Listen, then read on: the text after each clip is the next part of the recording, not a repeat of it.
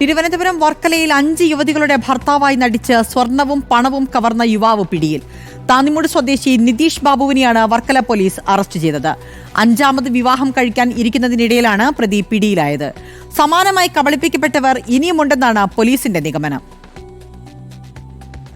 2014 നിതീഷ് ബാബുവിന്റെ ആദ്യ വിവാഹം.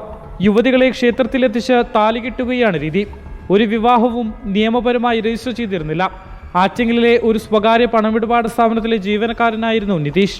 ഇതേ സ്ഥാപനത്തിലെ മാനേജറായ പെൺകുട്ടിയെയാണ് ഇയാൾ 4ാമതായി വിവാഹം ചെയ്തത്. വിവാഹശേഷം യുവതിയുടെ സ്വർണ്ണാഭരണങ്ങൾ കൈക്കലാക്കിയ നിതീഷ് 5ാമതും വിവാഹം കഴിക്കാൻ ഒരുങ്ങുന്നതിനിടെയാണ് തട്ടിപ്പ് വിവരം പുറത്തറിയുന്നത്. 4ാം ഭാര്യയുമായുള്ള സ്വത്ത് തർക്കത്തിനിടെ മറ്റൊരു വിവാഹത്തിന് ഒരുങ്ങുകയാണെന്ന് നിതീഷ് വെളിപ്പെടുത്തുകയായിരുന്നു. 20 പവൻ സ്വർണ്ണാഭരണങ്ങളും 10 ലക്ഷത്തോളം രൂപയുമാണ് യുവതികളിൽ നിന്നായി ഇയാൾ കൈക്കലാക്കിയത്. 2 യുവതികൾ നൽകിയ പരാതിയുടെ അടിസ്ഥാനത്തിൽ നിതീഷിനെ വീട്ടിൽ നിന്നും വർക്കല പോലീസ് അറസ്റ്റ് ചെയ്തു. മൊബൈൽ പരിശോധിച്ചതിൽ നിന്ന് നിരവധി പെൺകുട്ടികളുടെ സ്വകാര്യ ദൃശ്യങ്ങൾ ഫോണിൽ നിന്നും കണ്ടെത്തി. 4ാം ഭാര്യയെ യുവതിയെ ദേഹോപദ്രവം ഏൽപ്പിക്കുകയും തട്ടിക്കൊണ്ടുപോയി പീഡിപ്പിക്കാൻ ശ്രമിച്ചതിനും നിതീഷിനെതിരെ മറ്റൊരു കേസ് കൂടിയുണ്ട്.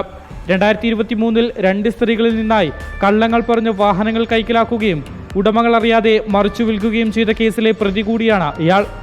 റിപ്പോർട്ടർ, തിരുവനന്തപുരം.